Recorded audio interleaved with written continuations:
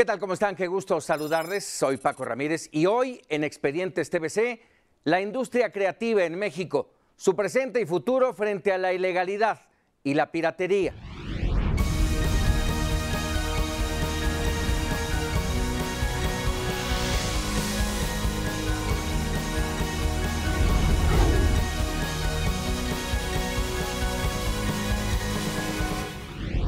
Manuel Bolano es director general adjunto del IMCO, el Instituto Mexicano para la Competitividad, y hace apenas unos días presentó el informe Industrias Creativas y Obra Protegida, Informalidad, Redes Ilegales, Crecimiento de la Industria y Competitividad en México. Gracias por estar en Expedientes TVC. Manuel, muchas gracias por estar con nosotros. Encantado, gracias por la invitación. Y bueno, yo de entrada te pediría, para estar todos en la misma sintonía, explícanos qué queremos decir, qué implica la competitividad.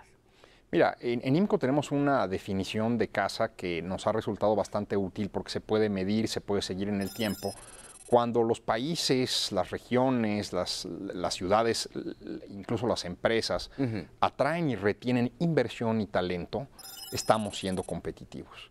En este sentido, pues las industrias creativas son un reto importante en términos de competitividad porque cualquier persona que venga a México se puede dar cuenta que somos un país de artistas. Es un país de actores, músicos, poetas, de grandes cantantes, talentos. de grandes talentos. El potencial que tenemos para que ese talento se convierta en algo útil para la economía de las familias, de esos creadores, para crear empleos en la economía, es enorme. Y lo estamos tirando porque hemos privilegiado una red de distribución ilegal que hace copias de películas, de filmes, pero además no es solamente eso, ¿no? Unos planos arquitectónicos, y el dueño de la obra decide no pagar el proyecto, pues ahí se llevó al arquitecto que es el dueño de la propiedad intelectual de ese proyecto. Entonces, gracias a un patrocinio de la Motion Pictures Association, con quienes estamos muy agradecidos porque fue una jornada de aprendizaje la que tuvimos en el último año, hicimos este análisis donde hicimos un modelo de sociedad artificial. ¿Por qué elegimos este tipo de modelo? Pues mira, la piratería y la legalidad se parece al cáncer. Entonces, así como los médicos utilizan modelos de qué pasa si las células van mutando y crecen, nosotros hicimos un modelo muy parecido de qué pasa si la red de distribución es legal o es ilegal, y jugamos con distintos escenarios. Hoy el negocio vale 4,5% del PIB. Si le agrego la red de distribución, vale casi 7% del PIB. Estamos hablando de un negocio del tamaño del petróleo. Es un negocio gigantesco. El problema es que pues, crece al 0,18% al año. Que ya me explicarás por qué crece tan poco. Pues, en todo este entorno, Manuel, ¿cuál es la función del instituto? Mira, IMCO es qué bueno que me preguntas, es una institución de políticas públicas. Somos un ente enteramente privado, una asociación civil. Tratamos de fungir como consultores para la sociedad mexicana en general. No hacemos un producto privado. Esto que hicimos no era para los ojos del presidente de MPA, sino era para los ojos de la sociedad en general. Lo que queremos es que el gobierno federal, estatal, municipal, todos los involucrados, la sociedad tome mejores decisiones alrededor de ciertos temas. Y este tema de propiedad intelectual, del derecho de autor, nos pareció particularmente interesante. La crisis de medios que estamos viviendo ahorita es una crisis de derecho de autor. Las redes de distribución nuevas, Internet, permiten que cualquier persona replique contenidos que estamos grabando hoy en este estudio. Se los apropie. Y que están protegidos por el derecho de autor. Entonces, lo primero que estamos diciendo es, necesitamos que el Estado se haga presente en el canal de distribución que se queda obsoleto. Necesitamos que se haga presente en el canal de distribución ilegal.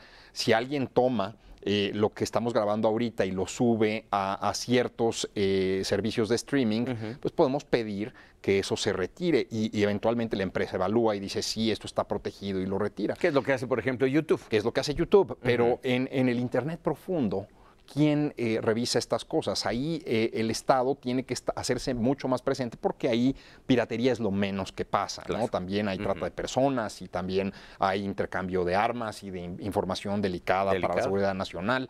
Entonces, una parte de lo que analizamos aquí es cuál es la estructura de castigos que tenemos en México. México tiene buenas leyes de propiedad intelectual. En Pero general, tienes buenas leyes de patentes, tienes buenas leyes de derechos de autor. El problema es que ya en el Código Penal creemos que podemos meter a todo mundo a la cárcel cuando comete estos delitos. Sí. Probablemente tendríamos que tener penas no corporales, que fueran penas más económicas, que se cumplieran y que fueran en proporción a las ganancias económicas que generan estas empresas ilegales. Porque la realidad es que la cárcel en México es para el que no puede pagar un abogado, para el pobre o para el que es el último eslabón en estas cadenas que tiene un puesto en el tianguis, en el barrio bajo y paga pues a lo mejor 50 o 100 pesos por el derecho de piso, pero el gran mafioso que le está poniendo su sello a ese disco pirata, a ese no lo podemos castigar, a ese no lo hemos podido castigar. Y lo que quisiéramos es que ese mafioso no sea mafioso, sino que sea un empresario, que caiga algo a la que además son exitosos, creador, ¿no? Además son muy exitosos. Son muy exitosos, valga el término, muy creativos. Una de las medidas que estamos proponiendo es una reforma constitucional. Estados y municipios tienen que apoyar a la federación en cumplir esta ley que es de carácter federal. Eso implica que reformemos el 114 y 116 constitucional para que no sea opcional coordinarse con la federación, que sea obligatorio, con una prohibición explícita para generar reglamentación, regulación contradictoria a las leyes federales. Otra que me parece interesante, yo creo que es importante, México es una economía que depende enormemente del uso de efectivo. Y el dinero en efectivo, por definición, es anónimo. Los mismos 200 pesos que traigo yo en el bolsillo te sirven a ti, le sirven a quien sea. No tiene propiedad como tal. No tiene propiedad como tal. Entonces estamos abogando porque necesitamos más dinero plástico, necesitamos más transacciones con tarjetas bancarias, con celulares. Necesitamos dinero que no sea anónimo. Digamos, no vamos a llegar al supuesto sueco que prácticamente desaparece el efectivo. Los indigentes en Suecia venden una revista cultural que el Estado les patrocina para mantenerse, y como la gente ya no tenía efectivo, ya nadie compraba esto, entonces le dieron un terminal de punto de venta a los indigentes en Suecia para vender esta revista en las calles de Estocolmo, de cualquier ciudad sueca. Es decir, hay opciones de política pública y tenemos que apropiárnoslas, usarlas. Esta industria podría crecer al 3-4% al año. Dime una cosa, ahorita que tocaste varios puntos, uno de ellos tal vez fundamental. Este problema no es exclusivo de México. No lo es. Pero es especial en México, si así lo pudiéramos definir, ¿sí? Y otro punto que lo hace justamente especial es el hecho de que si hay buenas leyes, a lo mejor no hay multas, como tú dices, a lo mejor sí hay cárcel o se piensa en la cárcel, pero el punto fundamental de lo que acabas de mencionar es que se apliquen. No se aplican en México. ¿Qué hacer? Ese es el gran reto. Otra vez, esto se parece enormemente al cáncer. Y no hay un cáncer que sea igual a otro. Eso te lo van a decir los médicos. En los años 60, 70, cuando éramos chicos, pues probablemente era una bolita que aparecía en la radiografía y decían, bueno, pues es una bolita, no sabemos exactamente bien qué es una salida que tienen personas que no tienen empleo, que no tienen preparación, dejemos que eso corra y que eso funcione. Hoy ya es un tumor peligroso, es un tumor grande que está comprometiendo las funciones de la economía, está comprometiendo las funciones del Estado. Si realmente somos serios sobre el tema de elevar la productividad, tenemos que llevarnos esos negocios al canal legal. ¿Por qué son violentos este tipo de negocios? Bueno, pues primero porque no hay un juez, no hay una autoridad que dirima controversias entre estos comerciantes. La violencia es la única manera de dirimir esas controversias. El costo social de este tipo de cosas es muy, muy alto. Entonces, obviamente, existe la economía informal y existe la economía ilegal en casi todos los países del mundo. Lo que yo creo que podemos hacer es llevar esto a niveles controlables, manejables, de manera que estas células aberrantes que decidieron jugar una función afuera del reglamento, afuera de lo que se supone deben hacer, pues no tengan un control tan grande de nuestra economía y de nuestra actividad económica. El INCO tiene propuestas serias y efectivas para esto, ¿verdad? Así es. En un momentito más yo quisiera que nos los platicaras, el tiempo se nos viene encima por el corte comercial y yo quisiera avanzar en otros sentidos y regresando platicamos de esto que me parece fundamental. Dime una cosa, hay incredulidad en la sociedad mexicana en tema de creatividad. ¿Cuál es nuestro capital creativo? Bueno, mira, para que te des una idea, el INEGI hizo un análisis de actividades culturales, actividades económicas culturales, tomando información de los censos económicos, tomando información de encuestas en familias, llegó a la conclusión que podemos explicar 2,5% del ingreso a partir de estas actividades culturales, que no necesariamente son las creativas. Hay unas que son creativas y no necesariamente son culturales. UNESCO tiene un análisis para la mayor parte de los países del hemisferio occidental y ellos estiman alrededor de 5% del Producto Interno Bruto como tamaño estimado del negocio. En una economía gigante como los Estados Unidos es 3,5% del PIB. Y si dimensionamos a México adentro de la economía de los Estados Unidos, México tiene un Producto Interno Bruto del tamaño del estado de Florida. Entonces, si nosotros pudiéramos construir un fenómeno de la 10ª parte del tamaño de lo que es Hollywood, esto podría representar un negocio muy, muy importante para todas las familias mexicanas, con un tema, ¿no? El petróleo, pues el dueño es el gobierno, ¿no? Y los sindicalizados y la gente que orbita alrededor de esto deriva una renta de eso. Ahora con la reforma energética, pues habrá empresas que podrán explotar esto y pues derramará algo a algunas familias mexicanas.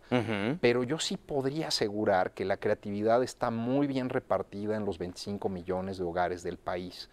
Es algo que si creamos derechos de propiedad ahí, vamos a jalar inversión y talento. Inversión, ¿por qué? Porque para los temas creativos, pues no nada más es comprarte una guitarra o comprarte una cámara o comprarte lo que necesites para hacerlo. Es necesario proteger el activo que produce un creativo. Y es la novela, la partitura, la interpretación musical, la fotografía, la película. En el momento en que ese activo tiene un valor económico, podemos traer recursos a ese sector. Ahora, el otro caso, ¿no? El talento. Déjame interrumpirte un momento porque vamos a ir a un corte comercial. Nada más déjeme, lo dejo con esto que seguramente tú nos vas a confirmar. México es el país de Latinoamérica en mejor posición dentro del ranking de creatividad, de exportación de productos creativos. Y estamos hablando de México, de nuestro país. Es así, ¿no? Así es. Vamos a hacer un corte, regresamos. Expedientes TVC. No sé si te ha tocado alguna vez uno de los operativos alrededor de Palacio Nacional. Es verdaderamente cruel. Es verdaderamente cruel y eso no sirve para nada. No sé si te ha tocado alguna vez uno de los operativos alrededor de Palacio Nacional. Es verdaderamente cruel. Es verdaderamente cruel y eso no sirve para nada. Continuamos en Expedientes TVC. Estamos hablando de la industria creativa y está con nosotros Manuel Molano, el director del INPCO. Nos ibas a hablar de los talentos. Sí, el tema del talento creo que es importante porque, digamos, en algo sofisticado como el cine, ¿no? Requieres una gran cantidad de talento. Necesitas no solamente gente que pueda organizar la producción y la dirección de una película, sino necesitas un buen fotógrafo, necesitas buenos actores, buenas actrices, necesitas buenos músicos. Es una gran combinación de talento. Quizás por eso el cine es uno de los artes que ha sido más exitoso como actividad económica, porque realmente puedes jalar una gran cantidad. Y esto no solamente en los Estados Unidos. Existe Bollywood en India y Nollywood en Nigeria, que hacen producciones que no son tan caras ni tan emblemáticas ni tan grandotas como las de Hollywood, pero que son un negocio importante donde las cosas funcionan bien. En la medida en que estas redes ilegales están muy extendidas, el precio de mercado se vuelve muy, muy bajito y ocurre que desincentivas talentos, gente que podría estar en estas industrias decide dedicarse a otra cosa, decide ser banquero o irse fuera de México o hacer cualquier otra cosa distinta. Y por otro lado, también lo que acabamos haciendo es depreciar la calidad de la creatividad que está involucrada en los productos. Lo que acabamos haciendo es que la aportación en el margen de valor de las industrias creativas sea menor y le estamos dando un peso mucho mayor a las redes de distribución. Y eso no tiene que ser así. O sea, realmente creo que México es un país, como comentamos antes del corte, de gente verdaderamente genial. Sí. ¿Qué hubiera sido de Cricri, por ejemplo, si se hubieran respetado muchas de las cuestiones de derecho de autor? ¿Qué hubiera sido de su familia? ¿Cuántas canciones más pudiera haber hecho el autor? Probablemente Pero no muchas tuvo más, incentivos. pero no tuvo el incentivo. Dígame una cosa, Manuel, paradójicamente, por un lado, y de alguna manera lo has tocado, está el tema de los subsidios y de los estímulos fiscales que se supondría motivaría la creatividad. Y por el otro lado está el tema de los impuestos, una lluvia de impuestos que engordan el precio del producto, de la obra creativa, y que para la sociedad eso se convierte en un tope, en un bloque, en un impedimento para pagar el producto original, y sí incentiva justamente la piratería y la ilegalidad. Las industrias creativas son curiosas porque son mercados incompletos. Si tú decides ser el mecenas de un artista, no puedes saber si vas a hacer un Michelangelo Buonarroti, que está ahorita su exposición en Bellas Artes, o si va a ser alguien pues, de medio pelo que no va a servir, ¿no? Hay maneras de resolver esto. Se puede resolver con acompañamiento, con mentoraje, pero también la parte de derechos de propiedad es bien, bien importante. Las leyes ayudan a educarnos. A veces en México hay creadores, hay directores de cine, pero también hay otro tipo de artistas que favorecen la piratería. ¿Por qué? Porque el peso que tiene el Estado en pagarle al creador es tan alto que ellos ya no perciben que sea el público el que tenga que pagar por sus películas. Entonces, si el Estado lo paga, pues que lo distribuya quien quiera. Sí, ¿no? claro. Si yo no soy famoso todavía, pues a lo mejor me ayuda que lo distribuyan las redes ilegales. Y en el momento en que ya empiezo a ser famoso y que ya deja de caer dinero en mi bolsillo, pues probablemente ya no esté yo tan contento con que sean las redes de piratería las que distribuyan. Pero más allá de eso, lo que tenemos que pensar es que estos son derechos reales, ¿no? Si yo hago una partitura genial y la registro bajo derecho de autor, es exactamente igual que si hubiera construido yo una casa genial en un terreno genial. Y esa casa que le puedo pasar a mi familia, y en el caso del derecho de autor son 100 años donde persiste ese derecho real, caray, pues es el esfuerzo de alguien, ¿no? Y eso nos tendría que preocupar enormemente. ¿Por qué hemos tenido que reinventar la industria del cine en México varias veces? ¿Por qué Leonardo Simbrón estuvo en IMCO presentando el estudio y decía, ¿por qué la gente no va más al teatro? La otra ilegalidad, la ilegalidad de inseguridad, la ilegalidad que me asaltan saliendo del teatro, es la que probablemente hace que pues, no esté bien estructurado ese mercado de algo que nos podría hacer mucho más feliz, nos podría dar lágrimas y risas y sacar adrenalina y nos haría mejores como personas.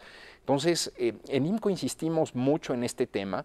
Una de las medidas de política pública que me comentaste, que les interesaba mucho para el auditorio, es que deberíamos empezar porque la vigilancia en los tianguis la provea el Estado mexicano y no sean los propios tianguistas. El otro día, hablando con un presidente municipal, una población de 40,000 habitantes en el estado de Puebla, le digo, oye, es que el tianguis es una vergüenza, lo que se vende ahí, digo, piratería es lo de menos, ahí hay todo tipo de cosas ilegales. Y él me dijo, bueno, pues sí, tienes razón, déjame decirte que yo tengo 170 policías, el líder del tianguis tiene 10,000 personas armadas. Claro, por supuesto. No tengo una fuerza que contrarreste esto. No hay manera. Entonces, bueno, tendríamos que encontrar la manera de que el Estado se sobreponga a este cáncer. Vámonos justamente a lo que hay que hacer. El problema ahí está. Ya de alguna manera casi toda la sociedad mexicana lo conocemos. ¿Cómo resolverlo? Y te pediría primero hacia el interior. El robo de la propiedad intelectual va incluso hacia el interior de la propia industria. ¿Qué se está haciendo? Bueno, mira, realmente este es un problema serio. Muchas veces la película la filman en un teatro, otras veces pues lo que sale afuera son másters, ¿no? Son másters. Nuestros amigos de MPA tienen muy documentado este fenómeno. Se ponen marcas de agua en las películas y entonces ya se puede identificar cuál fue el máster que fue utilizado, y luego también hay detalles de producción que no estaban listos. La industria se ha vuelto tecnológicamente sofisticada para prevenir este tipo de cuestiones. Pero sigue sucediendo. Sigue ocurriendo y probablemente seguirá ocurriendo, ¿no? Siempre... Y hablamos, perdóname, de películas, hablamos de software, hablamos de una cantidad enorme de videojuegos, exactamente, de muchos productos. Hay maneras. Yo en la época del Estado napoleónico, una mayor presencia del Estado implicaba gendarmes. Implicaba botas con señores armados que fueran intimidantes, a quienes tenías que controlar psicológicamente, moralmente, para que hicieran valer la ley del Estado. En un Estado moderno, con redes de distribución electrónicas, Internet, esto se tiene que manejar con estadística, con datos grandes, con inteligencia. Lo que tenemos que hacer es que el Estado se haga presente en estos lugares que son medio etéreos, la red digital, donde estamos haciendo nuestras transacciones económicas. Y eso implica una concepción distinta. Muchas de estas cuestiones no están todavía correctamente reguladas. Nos hace falta un poco de regulación ahí. Claro. Y déjame insistir en el tema. Kleiman es un académico americano que tiene un libro bastante influyente que se llama Cuando la fuerza bruta falla, necesitamos menos crimen y menos castigo. Cuando el castigo es draconiano, es un castigo muy fuerte, a cualquier juez, a cualquier ministerio público le va a temblar la mano para imponerlo. No solo eso, sino que además encarcelar gente es una de las garantías, es una de las cuestiones del Estado que tenemos que vigilar con más cuidado. Estás quitando su vida a alguien si lo encarcelas, ¿no? Entonces, todos los delitos del orden federal en México, todos los de delincuencia organizada, propiedad intelectual es uno de ellos, implican cárcel. Tendríamos que pensar en castigos distintos a la cárcel, tendríamos que pensar en cuestiones como servicio cívico, servicio comunitario, multas, castigar el espacio público que se utiliza para estas cosas, castigar el tiempo de las personas que se dedican a esto, hacerles deducible su inversión en capital humano, por ejemplo, para que en lugar de que tengan a los niños vendiendo películas en el tianguis, pues sea económico, ser formal y mandar al niño a la escuela, cerrar ese puesto y estar solamente en el canal de distribución legal. A veces estas empresas de distribución están en ambos canales, a veces están en el canal legal y a veces en el canal ilegal. La neutralidad de la red implica que pues probablemente no sepamos qué se está cargando en este momento en el Internet, y si yo soy dueño de una red de fibra óptica o de los equipos para una empresa de telecomunicación, bueno, pues eso tiene implicaciones fuertes. Estas propuestas que ahora has mencionado, algunas de ellas, ¿ya se le hicieron llegar al Poder Legislativo? Todo lo que hace el IMCO es público, somos consultores al servicio de la sociedad mexicana. Tratamos de tener diálogo con quienes toman decisiones de esto. Agradecemos mucho medios como el tuyo que nos permiten llevar estas propuestas. Y sí, definitivamente, pues como parte de nuestro esfuerzo y trabajo constante desde hace 12 años, estamos tratando de tener interlocución con todas las autoridades posibles para que esto se convierta en propuestas legislativas, se convierta en políticas públicas accionables. Algo tiene que hacer la sociedad también. Sí, y Leonardo Simbrón lo dijo cuando se presentó el estudio, la educación ayuda a resolver algunos de estos temas. Necesitamos mejor educación cívica, mejor educación moral en México. Desde que desaparecimos el servicio militar obligatorio, desde que el currículum de civismo en la educación básica se relegó a un segundo plano, rompimos esta naturaleza misma del Estado Nacional. Otra vez viene de la época de Napoleón. Antes de Napoleón la gente educaba a sus hijos en su casa. El Estado napoleónico se lleva la función de educar a los hijos para crear la conciencia de patria, crear la conciencia de Estado, del bien y del mal, de acuerdo a una concepción estándar, no lo que piensa el zapatero o el plomero o el rey. yo creo que tenemos que regresar a eso. Este tipo de cuestiones tendrían que volver al currículum básico. Es increíble que en primaria nuestros niños no conozcan bien las leyes, que no conozcan bien lo que podría pasar si haces cosas ilegales, y un castigo moral a quien hace estas cosas. Ana María Magaña de MPA, en una de las entrevistas que hemos tenido, decía que muchas veces, y esto ocurre si vas a Huixquilucan o si vas a Coajimalpa, te encuentras gente de alto poder adquisitivo comprando películas pirata, obra protegida pirata. Esto tendríamos que tomar conciencia a los mexicanos. Las leyes ayudan, pero otra vez, no vamos a meter a esa gente a la cárcel, no vamos a meter a esa familia a la cárcel.